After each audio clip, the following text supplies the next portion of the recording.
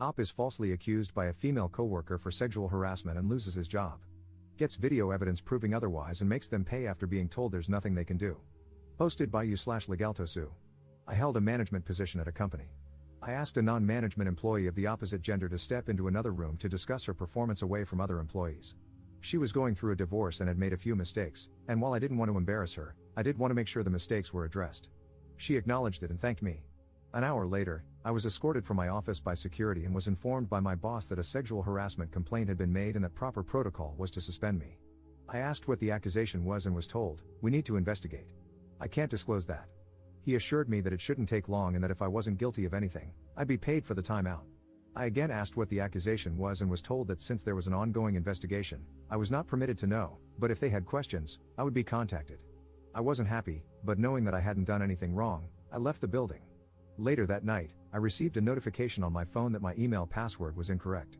After 2 days, I called my boss asking for an update and was told he was not available but that I would hear something soon. I began calling daily and received the same response. Finally, I received a letter in the mail informing me that I was terminated for exposing myself and requesting sexual favors from an employee. The employee listed was the young lady I had pulled into the side room.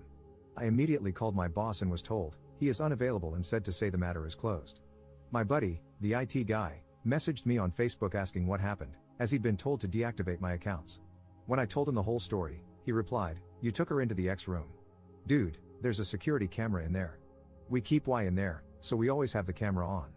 Sure enough, he pulled the footage, and there I was, holding a pile of papers, pointing to them, and keeping my pants on the whole time. I left a message for my boss stating that the alleged incident occurred in a room with surveillance and that I would be contacting an attorney and subpoenaing the video record. I received a call back 15 minutes later asking me to please participate in a phone conference with him and HR. The conference went as expected. They didn't realize it had occurred in a room with surveillance. They have a zero-tolerance policy that they have to enforce. You can't be too careful in this day and age, and they regret that this didn't come to light sooner. They've already replaced me, and as it wouldn't be fair to terminate my replacement since she's done nothing wrong, they don't have a job to offer me back. However, as a gesture of goodwill, they're going to pay me through my suspension, change my file so it reads that I voluntarily resigned, and provide me with a good reference. I replied that this wasn't acceptable. They made a false accusation against me, withheld vital information that I could have easily refuted, refused to take my calls, and completely failed in their own investigation by not checking video footage that would have immediately exonerated me. They asked what I thought would be fair. I told them they could immediately terminate the employee who made the accusation and either give me my job back or pay me 1 year's salary in addition to what was offered. My boss said that he could not discuss another employee with me and that neither of those options was feasible. The only options I had were what he had already offered. I replied that the options I gave were the only way I wouldn't sue the company along with the employee. My boss replied that I signed an agreement when I was first hired stating that I would take all disputes through arbitration and that I waived my right to sue the company. I do not remember signing the agreement, and I have not seen it, but it apparently says that I will take all disputes to arbitration, I will bear the costs of arbitration, and that I will accept the decision in arbitration. He stated that I will not fare any better in arbitration than what he's already offered and that I'll be out the money to cover the arbitration. I feel like I'm being bullied here and don't think he would have scheduled a phone conference with such immediacy if he didn't think the company was vulnerable to a lawsuit. I'm waiting on a call back from a few employment attorneys. Do I have a case? Am I wrong to feel that this is unacceptable? Relevant comments. Commenter.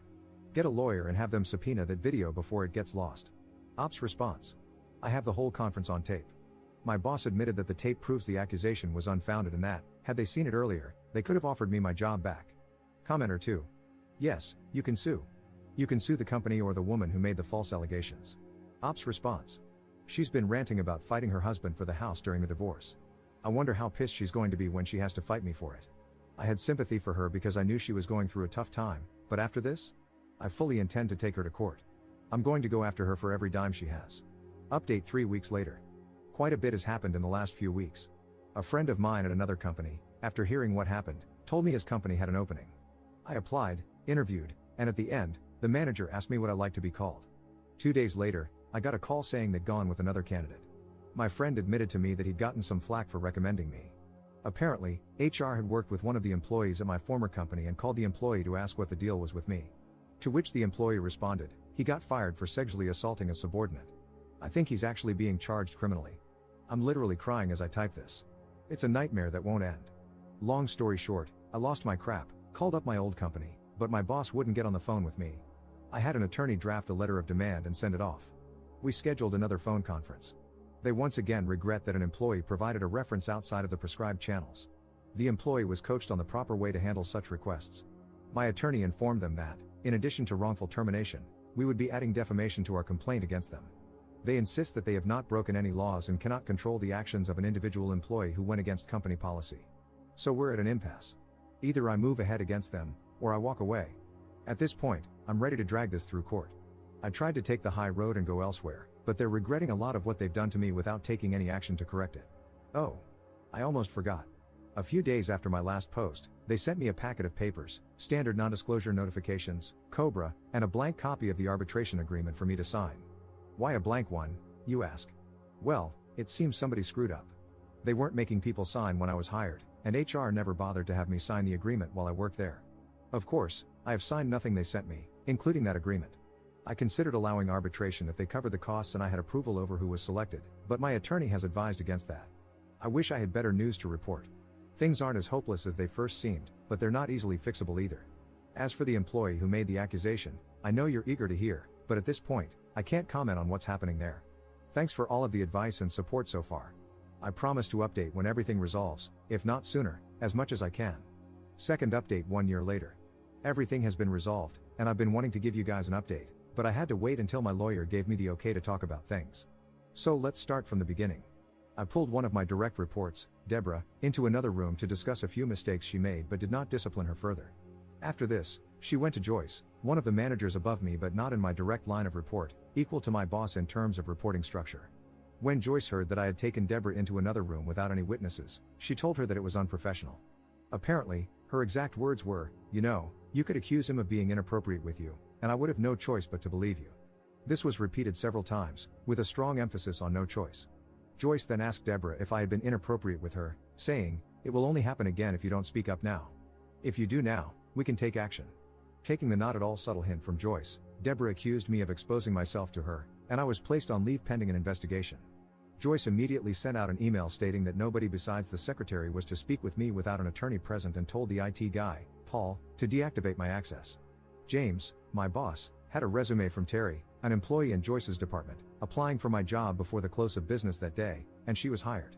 Paul and I talked, and he provided me with video proving my innocence.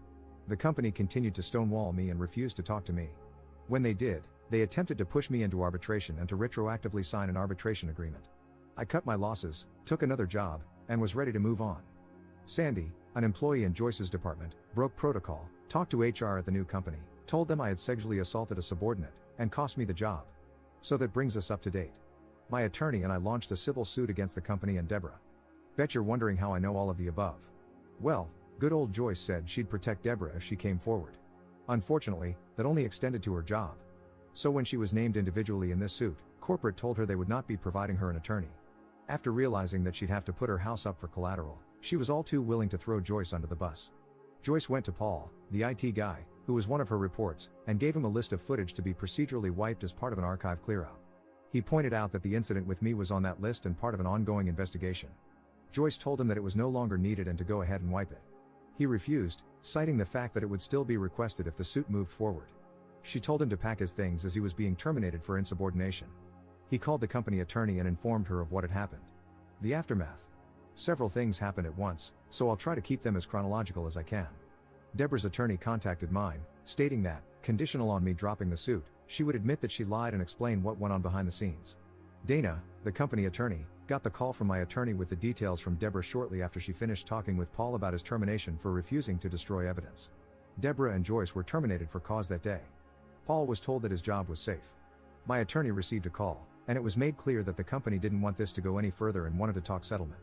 I won't go into all of the details, but what I can say, I was offered my job back with a very fair increase, I received back pay from the date of suspension, and a public apology was offered from the very top. Terry is now working in Joyce's old position. She's incredibly cool about things, and felt horrified when she found out what happened. James and I are good now, and he has personally apologized for not sticking up for me. This will likely be my final update.